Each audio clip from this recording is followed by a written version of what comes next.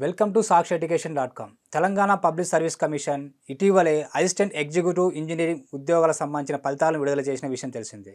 So ఈ ఫలితాల్లో మంచి మార్కులు సాధించి ఉద్యోగం సాధించిన సాత్విక్ మనతో ఉన్నారు. అసలు సాత్విక్ ఈ ఉద్యోగం సాధించడానికి ఎలాంటి పుస్తకాలు చదివారు, ఎలా ప్రిపరేషన్ అయ్యారు, కుటుంబ నేపథ్యం ఏంది, మొదలైన విషయాలు చర్చించడానికి మనతో ఉన్నారు. సార్ నమస్తే సార్. నమస్కారం అండి. సార్ ఇప్పుడు మీరు మీ కుటుంబ నేపథ్యం ఏంటి సార్? మా ఫాదర్ వచ్చేసి శ్రీనివాస్ అండి. మా మదర్ పేరు శ్రీదేవి. నాకు ఒక బ్రదర్ అండ్ సిస్టర్ ఉన్నారు. మాది గుర్తూరు విలేజ్ అండి. మేము స్కూల్ డేస్ ఉన్నప్పుడే మా తొర్రూరుకి షిఫ్ట్ అయిపోయాము. తొర్రూరు ఇప్పుడు ఒక మున్సిపాలిటీ అండి. అక్కడనే నా ఎడ్యుకేషన్ అనేది సాగింది 10th వరకు. ఆ తర్వాత నేను ఎడ్యుకేషన్ కోసం వరంగల్కి వెళ్ళాను. అక్కడ పాలిటెక్నిక్ చేశాను 3 years. ఆ తర్వాత బీటెక్ హైదరాబాద్లో చేశాను ఉస్మానియా యూనివర్సిటీలో. సార్ ఏఈ పరీక్షకు మీరు ఎలా ప్రిపేర్ అయ్యారు? ఓకే అండి. ఏడబ్ల్యూ నోటిఫికేషన్ మనకి 2022 లేట్ 2022లో వచ్చింది. అప్పుడు ఈ ఎగ్జామ్లో ఎలా ఉంటుందంటే GS paper and technical paper 2 papers ఉంటాయి. మనకి జిఎస్ పేపర్ వచ్చేసి 150 మార్క్స్కి ఉంటుంది. టెక్నికల్ పేపర్ వచ్చేసి 300 మార్క్స్కి ఉంటుంది. 150 క్వశ్చన్స్ ఉంటాయి టెక్నికల్లో. 150 into 2 marks 300 మార్క్స్కి టెక్నికల్ పేపర్ ఉంటుంది. So total 450 marks. ఇది మార్నింగ్ జిఎస్ పేపర్ అవుతుంది, ఈవినింగ్ టెక్నికల్ పేపర్ అవుతుంది. దీనికి technical preparation and GS preparation 2 ఈక్వల్గా చేయాలి. సార్ ఇంకోటి మీ ఎడ్యుకేషన్ వివరాలు, స్కూల్స్ కాలేజీ ఎలా సాగింది? ఓకే అండి. నా స్కూల్ ఎడ్యుకేషన్ అంతా మా సిటీలోనే అయింది, తొర్రూరు. అండ్ ఆ తర్వాత నేను డిప్లొమా చేద్దామని అనుకున్నాను. పాలిసెట్ ఎగ్జామ్ రాశాను. గవర్నమెంట్ పాలిటెక్నిక్ వరంగల్లో నాకు సీట్ వచ్చింది ఎలక్ట్రికల్ ఇంజనీరింగ్లో. అక్కడ 2015 to 18 డిప్లొమా కంప్లీట్ చేయడం జరిగింది. ఆ తర్వాత టీఎస్ ఈసెట్లో 8th ర్యాంక్ నేను సాధించాను. టీఎస్ ఈసెట్ ద్వారా నాకు ఉస్మానియా యూనివర్సిటీలో బీటెక్ సీట్ వచ్చింది. అక్కడ 2018 to 2021 3 years నా బీటెక్ కోర్స్ అయిపోయింది. సార్ ముఖ్యంగా ఏఈ పరీక్షలో ఉండే ప్రధానంగా ఏంటంటే బుక్స్ ఎలా ఎంపిక చేసుకోవాలి అనేది ఎక్కువ విద్యార్థికి అనుమానం ఉంది సార్. సార్ వీటిల్లో ముఖ్యమైన బుక్స్ వివరాలు మీరు చెప్తారా సార్? ఎగ్జాక్ట్లీ నేను బీటెక్లో ఉన్నప్పుడు గేట్కి ప్రిపేర్ అయ్యాను. దానికి సంబంధించిన నోట్సే నేను చదివాను. ఏడబ్ల్యూకి కూడా జిఎస్ వచ్చేసి మార్కెట్లో అవైలబుల్ బుక్స్ చదివాను. అలా అని చెప్పేసి డీప్గా కాకుండా వైడ్గా కవరేజ్ చేసే బుక్స్ నేను చూస్ చేసుకున్నాను. మనకి జిఎస్లో ఉండే హిస్టరీ, జియోగ్రఫీ, ఎగ్జాంపుల్ ఇలాంటన్నిటికి కూడా డెప్త్ కాకుండా మనకి ఏడబ్ల్యూ ఎగ్జామ్కి ఫోకస్లో చూస్తే మనకి వైడ్నెస్ ఇంపార్టెంట్. ప్రతి మ్యాటర్ని బాగా డీప్గా వెళ్ళాల్సిన అవసరం లేదు. ఏడబ్ల్యూ పరీక్షకి ఎక్కువ మ్యాటర్స్ని కవర్ చేయడము, ఫ్రీక్వెంట్గా రివిజన్ చేయడం అనేది చాలా ఇంపార్టెంట్. సార్ మీరు గతంలో ఏమైనా ప్రభుత్వ ఉద్యోగాలకైనా ప్రిపేర్ అయ్యారా? ఎగ్జాక్ట్లీ అండి. బీటెక్ అయిపోయాక నేను ప్రిపేర్ అయ్యాను. నేను ఎన్పిడిసిఎల్ ఏఈ రాశాను. అందులో నాకు ఆల్మోస్ట్ బార్డర్ వరకు వచ్చింది. అఫ్కోర్స్ నేను సెలెక్ట్ కాలేదు. ఆ తర్వాత ఎస్పీడీసీఎల్ రాశాను. అందులో బాగా పర్ఫామ్ చేశాను. బట్ నేను నాన్ లోకల్ కేటగిరీ కిందకి వస్తాను. మాది మహబూబాబాద్ డిస్టిక్ కాబట్టి మల్టీ జోన్ 1 వస్తుంది. సో దానివల్ల ఆ ఎగ్జామ్కి నేను క్లియర్ చేయలేకపోయాను. ఆ తర్వాత ఏడబ్ల్యూ ఎగ్జామ్ రాశాను. అండ్ ఏఈ ఎగ్జామ్ కూడా ఉంటుంది ఏడబ్ల్యూ ఎగ్జామ్ తర్వాత.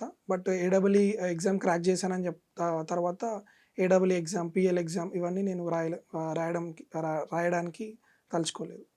సార్ ఏఈ పరీక్షలకు ముఖ్యంగా సిలబస్ ఎలా ఉంటుంది సార్? ఓకే. ఇందులో అండి టెక్నికల్ వచ్చేసి ఆల్మోస్ట్ బీటెక్ సిలబస్ ఉంటుంది మనకి. అరౌండ్ 80 to 90% మనకి బీటెక్ సిలబస్ కవర్ అవుతూ ఉంటుంది. వాళ్ళు నోటిఫికేషన్లో ఇచ్చిన వరకు ఒక 2-3 సబ్జెక్ట్స్ మినహాయించి అన్ని సబ్జెక్ట్స్ అనేవి టెక్నికల్లో ఉంటుంది. జిఎస్ వచ్చేసి మనకి మెయిన్గా Telangana history, Telangana movement in special focus, plus మనకి Indian history, geography, plus current issues ఇలాంటివి ఉంటాయి. సార్ ఈ ఏఈ పరీక్షకు చాలామంది అభ్యర్థులకు నోట్ ప్రిపరేషన్ అనేది చాలా పెద్ద సమస్య అయింది సార్. ఈ నోట్ ప్రిపరేషన్ అనేది ఎలా చేసుకోవాలి? నోట్స్ ప్రిపరేషన్ ఎగ్జాక్ట్లీ టెక్నికల్కి నేను నా సెల్ఫ్ మేడ్ నోట్స్ తయారు చేసుకున్నానండి. ఒక్కో సబ్జెక్ట్కి ఒక్కో నోట్స్ ఉంటుంది నాకు గేట్ దగ్గర నుంచి, గేట్ ఎగ్జామ్కి ప్రిపేర్ అయినప్పటి నుంచి. పర్టికులర్లీ ఏడబ్ల్యూ కోసం నేనేం చేశానంటే 2 books తయారు చేసుకున్నాను. మాకు ఎలక్ట్రికల్లో మెయిన్ బిగ్గెస్ట్ సబ్జెక్ట్స్ ఏంటంటే machines and power systems. Machines and power సిస్టమ్స్కి ఒక నోట్స్ పెట్టాను. మిగతా సబ్జెక్ట్స్ అన్నిటికీ ఒక నోట్స్ పెట్టాను.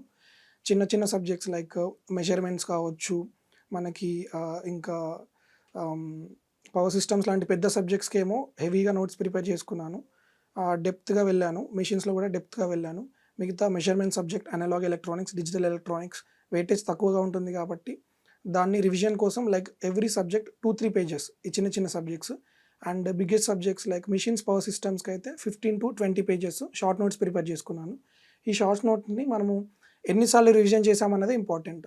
ఒక్క నోట్స్ని మినిమం 20 టైమ్స్ దాకా రివిజన్ చేస్తే మనకి టెక్నికల్ నాలెడ్జ్ అనేది చాలా బాగా రిటైన్ అవుతుంది ఎగ్జామ్ వరకు కూడా.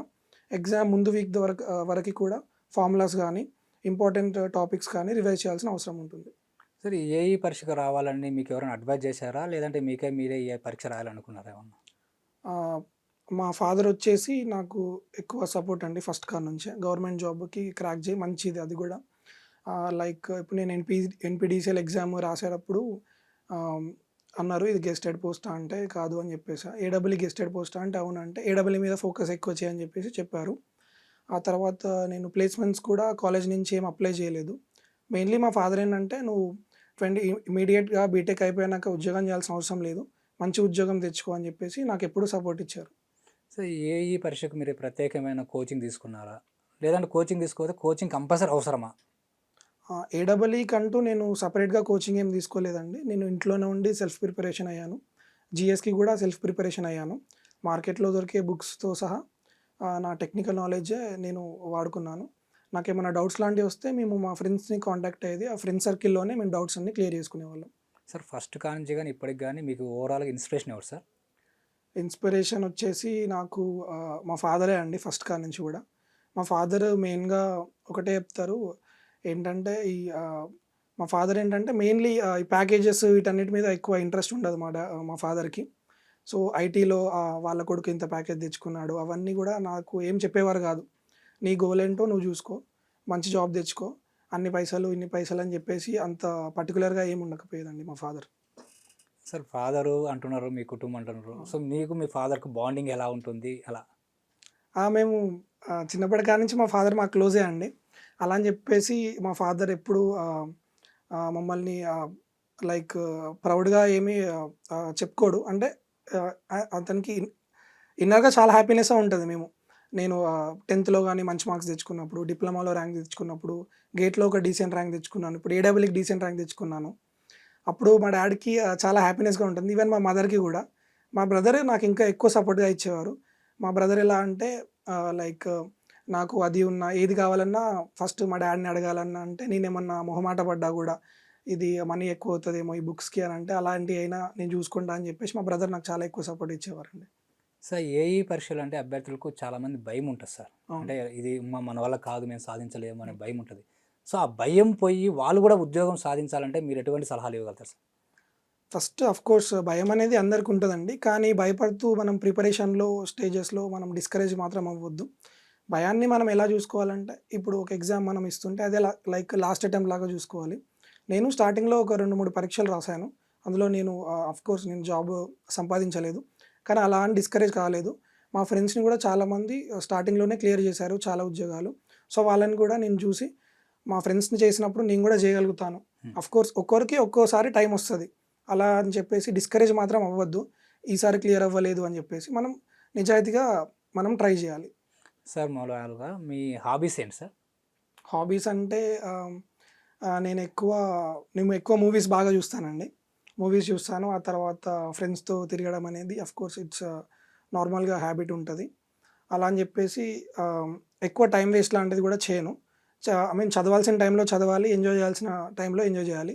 మనం దేనికి ఎంత టైం ఇస్తే మన ఫ్యూచర్ అంత బాగుంటుంది. సార్, మీరు ఈ ప్రిపరేషన్లో ఏమైనా స్ట్రగుల్స్ ఏమైనా ఫేస్ చేశారా? స్ట్రగుల్స్ అంటే అండి, స్టార్టింగ్లో ఎగ్జామ్ రాసేప్పుడు పేపర్ లీకేజ్ ఇష్యూ అయింది. అది కొంచెం అఫెక్ట్ చేసింది. కానీ మళ్ళీ వాళ్ళు పేపర్ ఇష్యూ అయిపోయాక మేలో ఎగ్జామ్ పెడతామని చెప్పారు. అప్పుడు కొంచెం డిస్కరేజ్మెంట్ లాంటి అయింది. అంటే ఫస్ట్ అటెంప్ట్లో ఒక డీసెంట్ మార్క్స్ వచ్చాయి. సెకండ్ అటెంప్ట్ ఎలా అవుతుందో తెలీదు. కానీ అనుకున్నాను ఓకే నేను ఎన్పిడిసిఎల్ ఎగ్జామ్ రాశాను, అది రాలేదు, బట్ ఇది లైక్ లాస్ట్ అటెంప్ట్ లాగా ఇవ్వాలి, ఏడబ్ల్యూ సింగిల్ డిజిట్ తెచ్చుకోవాలి సార్ అని చెప్పేసి చాలా గట్టిగా ప్రయత్నించాను. సార్, ఇప్పుడు ఏఈ పరీక్షలో చాలామంది అభ్యర్థులు ఏమనుకుంటారంటే బుక్స్, సిలబస్ ఇవి మన వల్ల కాదు, మనం సాధించలేము అని ఎంత నెగిటివ్ ఫీలింగ్ ఉంది సార్ బయట రావడం అనేది. మళ్ళీ టీఎస్పీఎస్సీలో కూడా కొద్దిగా ఇబ్బంది పడుతూ ఉంటారు. సో ఓవరాల్గా నేనేమంటున్నానంటే మీరు అభ్యర్థులకు రాయాలనుకుంటున్న అభ్యర్థులు, ఫ్యూచర్లో రాయాలనుకున్న అభ్యర్థులు మీరు ఎటువంటి సలహాలు సూచన ఇస్తారు, అంటే వాళ్ళ భయం పోయే విధంగా? ఓకే, ఫస్ట్ మనకి ఇంజనీరింగ్ సైడ్ వస్తే మనకి కార్పొరేషన్లో జాబ్స్ పడతాయి. అవి నోటిఫికేషన్ ఇస్తారు, ఎగ్జామ్స్ పెడతారు. ఈ లైక్ ప్రాసెస్ అనేది చాలా ఫాస్ట్ అవుతుంది. కానీ మనకి టీజీపీఎస్సీ ఎగ్జామ్స్ వీళ్ళు కొంచెం హై లెవెల్ జాబ్స్ వీళ్ళు కండక్ట్ చేస్తారు. It takes time. అంటే అంత ఫాస్ట్గా అయిపోమంటే ఏది అయిపోదు. వాళ్ళు నోటిఫికేషన్ ఇష్యూ చేయడము, ఎగ్జామ్ పెట్టడము, రిజల్ట్స్ ఇవ్వడం, it all takes time. But ఇంత టైం మనము డిస్కరేజ్ కాకుండా ఉండాలి అనేది మనం మెయిన్గా గుర్తుపెట్టుకోవాల్సిన టైము.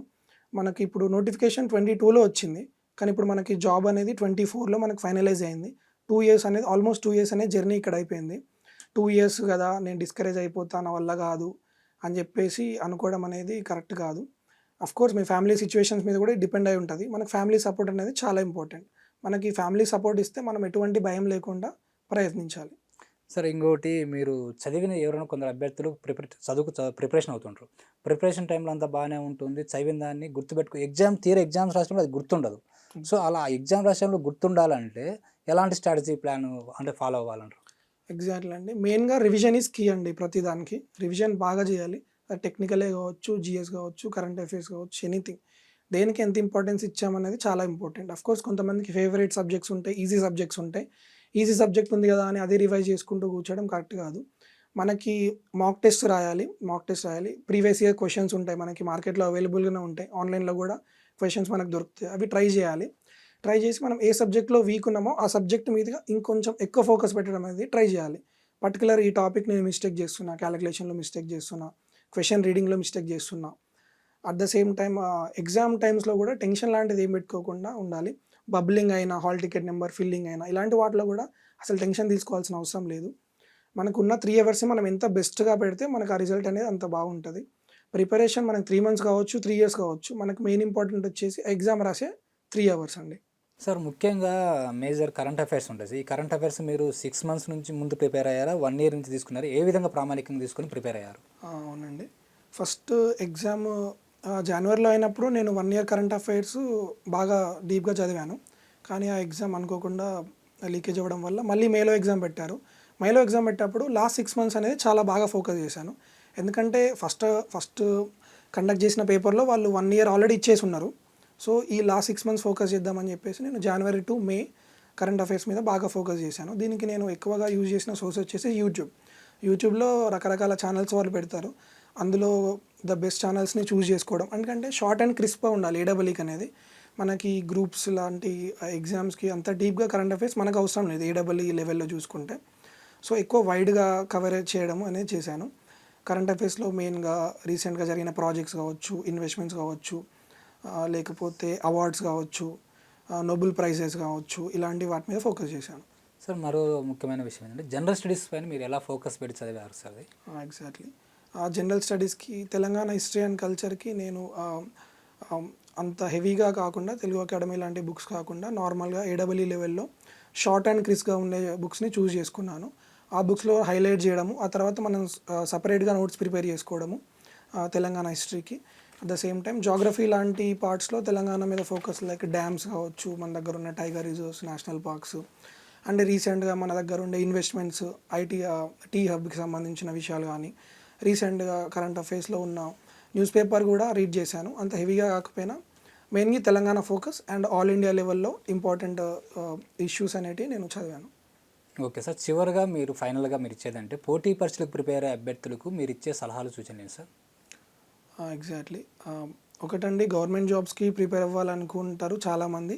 కానీ ఫస్ట్ ఆఫ్ ఆల్ మీ దగ్గర టైం అనేది ఉండాలి, ఫ్యామిలీ సపోర్ట్, ఫినాన్షియల్ సపోర్ట్, ఇవన్నీ కూడా ఉండాలి. అవన్నీ చూస్ చేసుకొని ప్రిపేర్ అవ్వండి. ఫ్యామిలీ సపోర్ట్ ఇవ్వడం అనేది చాలా ఇంపార్టెంట్. మన ఫ్రెండ్ సర్కిల్ కూడా చాలా ఇంపార్టెంట్. అలా అని అంటే ర్యాండమ్గా చూస్ చేసుకుందాం అని చెప్పేసి ఇష్టం ఉన్నట్టు డిసిషన్స్ తీసుకోవడం కాదు. ఒక decisions would be based on some మన సిచ్యువేషన్ బట్టి బేస్ అయి ఉండాలి డిసిషన్స్ కూడా. And at the same time మన యొక్క టాలెంట్ కూడా మనకి తెలిసి ఉండాలి. దాన్ని బట్టి మనం ప్రిపేర్ అవ్వాలి. అంటే మనం ఏడబ్ల్యూ లెవెల్ ప్రిపేర్ అవుదామా, లేకపోతే దానికంటే ఎక్కువ లెవెలా, తక్కువ లెవెలా అని చెప్పేసి చూస్ చేసుకోవడం అనేది ఉంటుంది. Sir okay sir, thank you అండి. All the best sir. Thank you for hand. ఇది ఇవాళ ఇంటర్వ్యూ. మరో ఇంటర్వ్యూలో మళ్ళీ కలుద్దాం. Thank you. saksheducation.com.